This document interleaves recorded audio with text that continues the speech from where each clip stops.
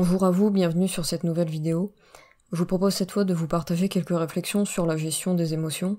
En fait, on va voir qu'il y a toute une tradition de pensée et un conditionnement culturel qui influence et perturbe notre rapport à la sensibilité et notre expression émotionnelle. Et comme il s'agit d'une pensée et d'une méthode éducative culturelle, donc collective, les deux polarités flammes jumelles peuvent avoir subi ce même apprentissage ou conditionnement concernant la gestion des émotions. Donc après ça dépend aussi bien sûr de l'entourage de chacun, donc prenez ce qui résonne avec vous. Donc on va voir que ce mode de pensée et d'éducation repose essentiellement sur le rejet et la fuite, qui sont en fait des comportements en lien avec la blessure de rejet. Donc je vais d'abord commencer par analyser d'une manière générale les fondements et les mécanismes de ce conditionnement culturel basé sur le rejet des émotions, et dans un second temps, je vais davantage parler de l'impact de cette éducation sur la flamme jumelle de polarité yin, parce que je maîtrise mieux tout ce qui concerne la blessure de rejet. Donc ce conditionnement concernant la gestion des émotions, il repose sur un mode de pensée collectif qui trouve son origine dans des pensées philosophiques et religieuses. Donc je vais pas explorer davantage ce côté-là, car ce serait trop long. Mais pour résumer, cette tradition de pensée repose surtout sur une représentation négative des émotions et de la sensibilité, qui sont perçus comme des phénomènes un peu parasites et qui viennent perturber l'exercice de la raison et la pratique de la vertu et de la foi. Donc les émotions et la sensibilité sont surtout perçus comme une source de tromperie et de confusion qui peuvent détourner l'individu du droit chemin, c'est-à-dire d'une conduite rationnelle, vertueuse et ou religieuse. Donc c'est une pensée qui repose essentiellement sur une méfiance à l'égard des émotions et de la sensibilité parce qu'elle s'oppose au bon fonctionnement de la raison. Et donc c'est une tradition de pensée qui tend à rejeter et à condamner l'expression des émotions et de la sensibilité, en dehors bien sûr des émotions positives. Donc on est donc dans une opposition entre le rationnel, qui est plutôt de nature yang, et l'émotionnel de nature yin, qui tourne au profit du rationnel. Par conséquent, la méthode éducative qui découle de cette manière de penser repose elle aussi sur la condamnation et l'incitation à réprimer et à contrôler les phénomènes affectifs. Donc la solution trouvée pour gérer les émotions et l'affectivité réside dans le refoulement, dans la répression des ressentis, donc dans le développement d'un contrôle de soi basé sur le fait de dissimuler et de réprimer les ressentis. Et donc par conséquent, par opposition, l'absence de retenue, l'absence de contrôle, donc la manifestation de l'émotionnel, enfin du moins de certaines émotions, va être considérée comme de la faiblesse, donc comme un manque de force, comme une difficulté à résister à ces affects. Donc il y a aussi toute une désapprobation morale et sociale qui plane autour de l'expression de l'affectivité, en dehors bien sûr des émotions positives et des émotions bien contrôlées. Et donc cette désapprobation morale, elle va faire naître et cultiver une honte et une peur d'être humiliée concernant l'expression de certains affects et de certains besoins qui sont socialement dévalorisés car associés à une forme de faiblesse. Du point de vue de l'analyse transactionnelle, on peut dire que ce conditionnement éducatif est basé sur l'institution du driver « Sois fort ».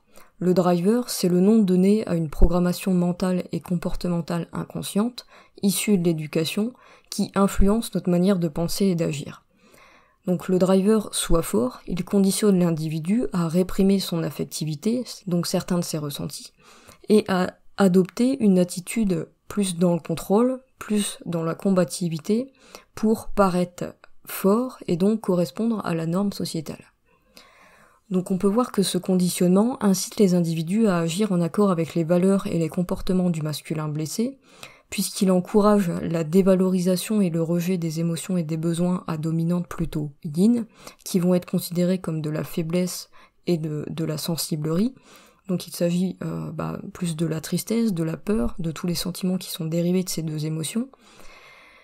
Et il implique aussi une dévalorisation de certains besoins, comme par exemple le besoin de protection, de réconfort, le besoin d'empathie, de délicatesse, voire aussi parfois le besoin d'affection et d'amour.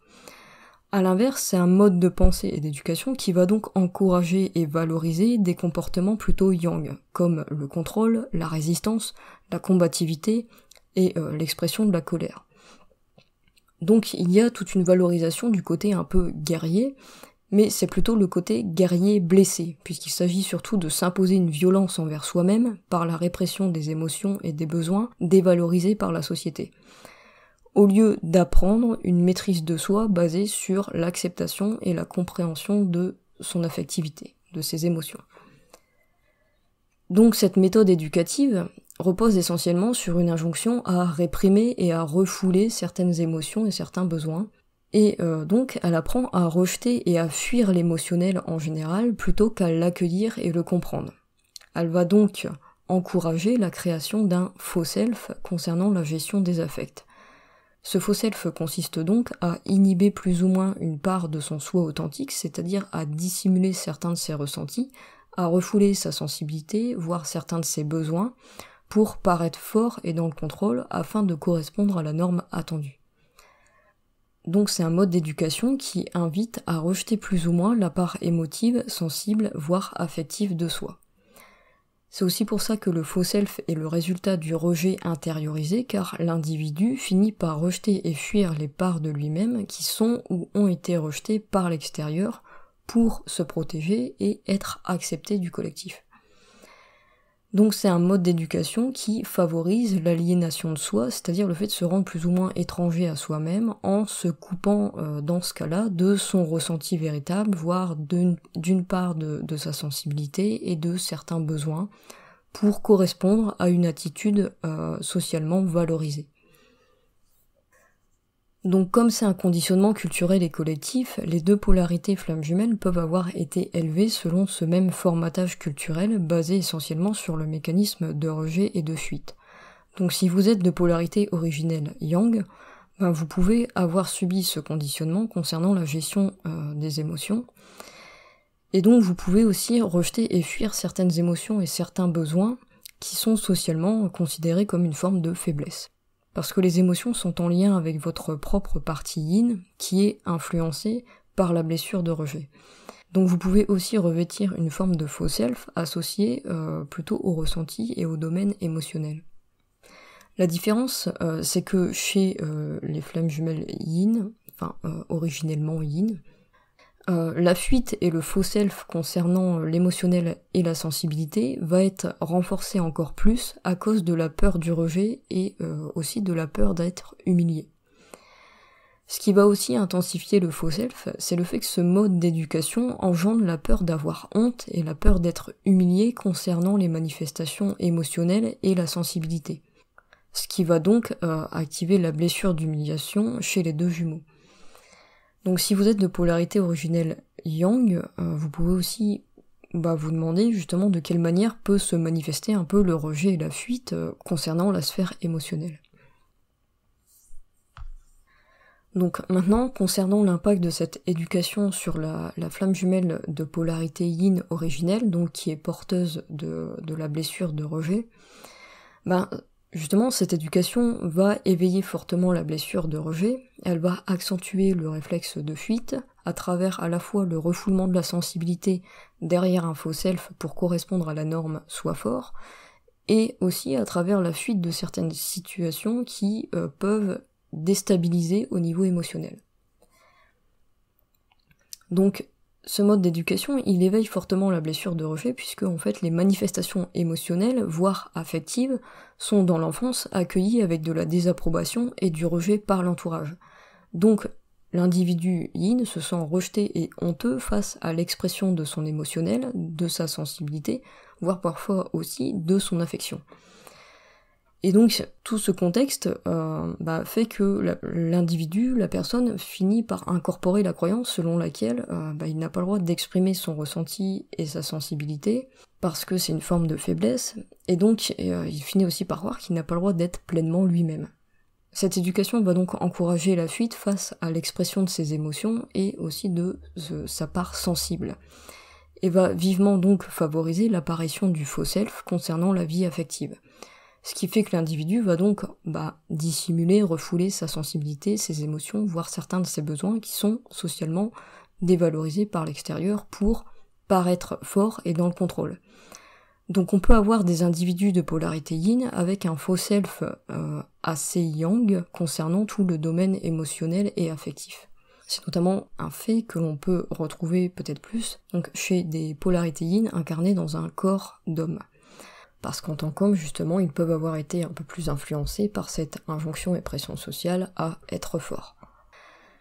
Donc on peut avoir des individus de polarité yin avec un faux self de yang concernant le domaine émotionnel et affectif, parce que l'individu va s'imposer des exigences de nature plutôt yang, comme je ne dois pas montrer ce que je ressens, je ne dois pas exprimer ma tristesse ni mes peurs, je n'ai pas besoin de soutien, pas besoin de réconfort, pas besoin d'empathie, voire pas besoin d'affection. Donc la personne s'impose ce genre d'exigence pour correspondre aux attentes extérieures, c'est-à-dire à l'impératif social, soit fort. Dans son livre sur les 5 blessures de l'âme, Lise Bourbeau nomme ce faux self émotionnel le masque du rigide, qui se développe en réaction donc au rejet par l'entourage de la sensibilité et de l'émotionnel.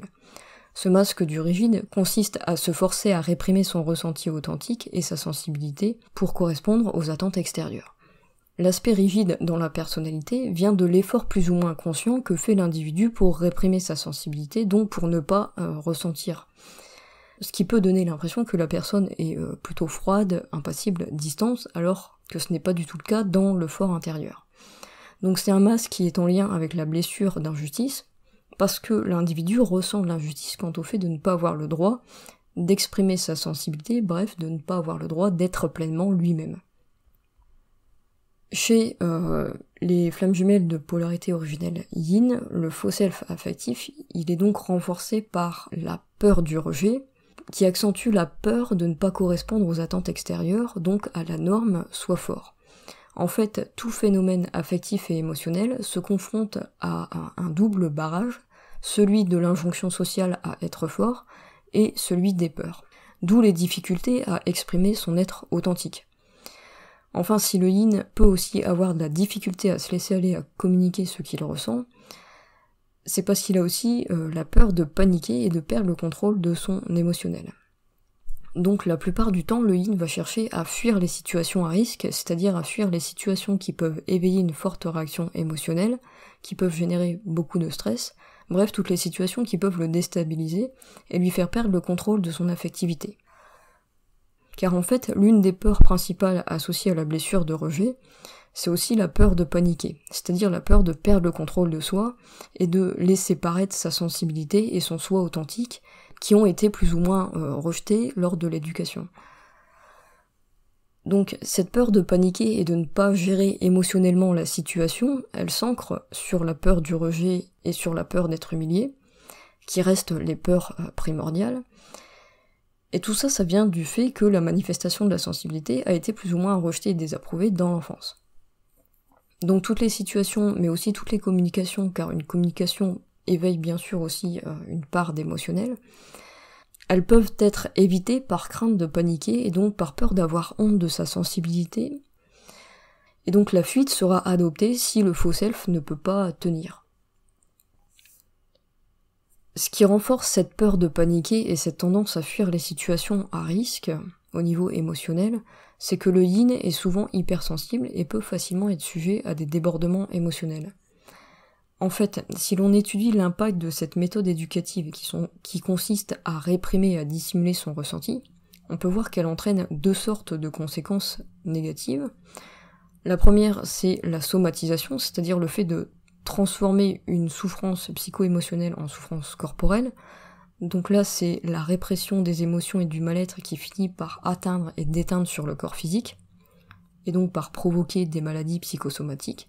Et la deuxième conséquence, c'est l'explosion ou le burn-out émotionnel, qui est en fait la conséquence de l'accumulation d'émotions réprimées, qui correspond donc en fait à une surcharge et à un débordement émotionnel. Donc ce risque d'explosion émotionnelle, il est accentué si on est hypersensible et empathe, ce qui est souvent le cas chez les flammes jumelles de polarité yin. L'hypersensibilité, c'est une caractéristique physiologique qui fait que le système neurosensoriel est plus sensible et plus rapide, donc le seuil de tolérance aux stimuli est plus bas qu'un neurotypique. Ce qui fait que le système est en fait plus réactif, ce qui engendre des réactions émotionnelles plus rapides mais aussi plus fortes, ce qu'on appelle en fait de l'hyper-émotivité. Le problème des hypersensibles, c'est qu'ils vont avoir plus de difficultés à respecter l'injonction à être fort, car ça demande en fait beaucoup plus d'efforts psychiques pour essayer de dissimuler cette sensibilité plus réactive.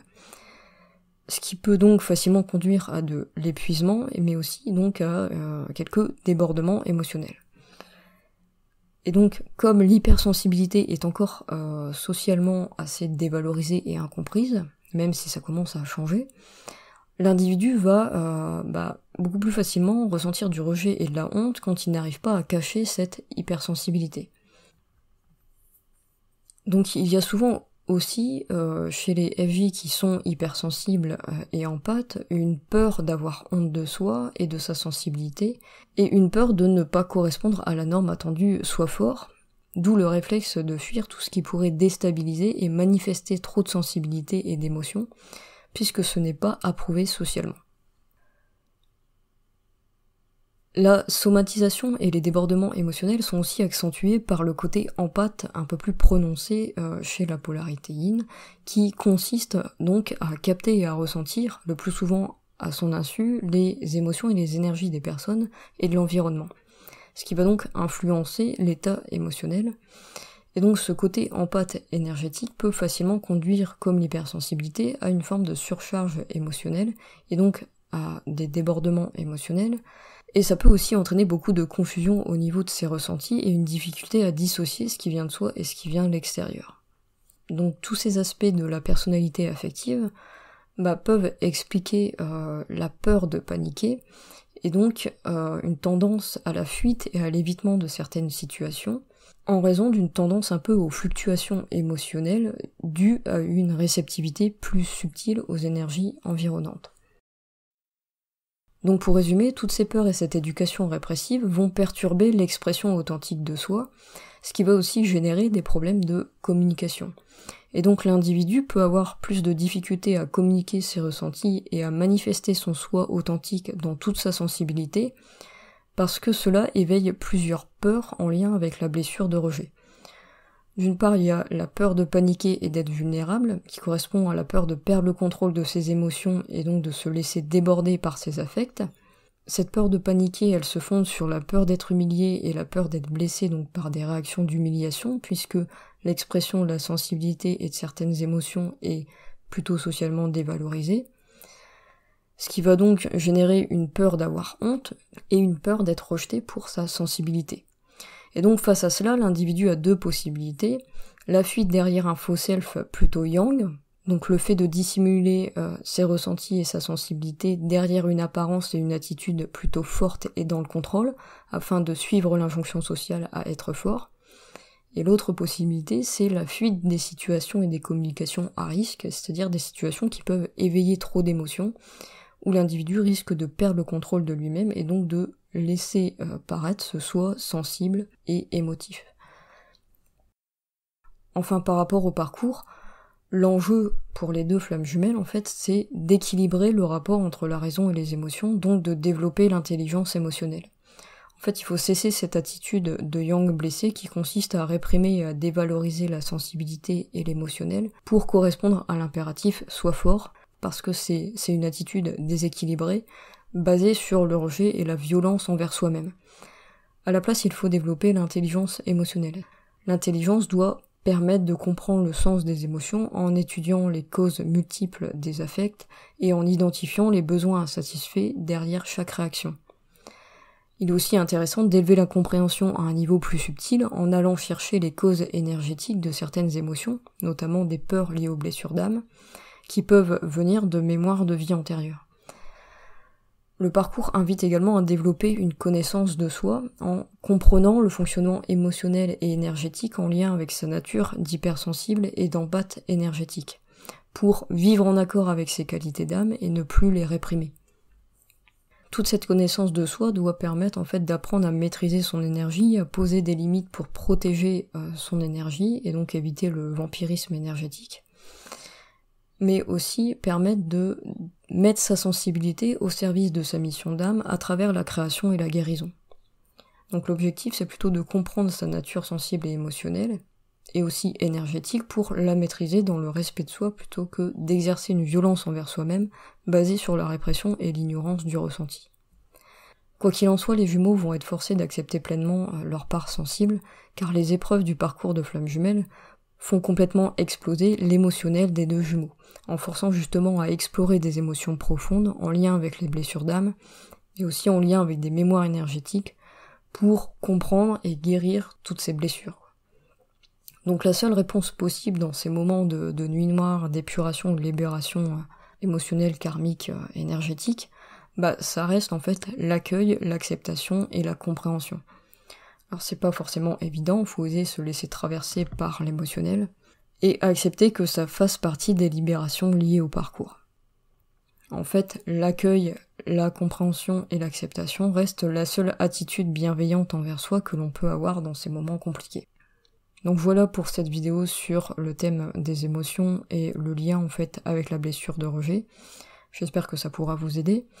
Je vous remercie d'avoir écouté toute cette vidéo et je vous souhaite bon courage pour la suite de votre parcours et sur votre chemin de développement personnel et spirituel.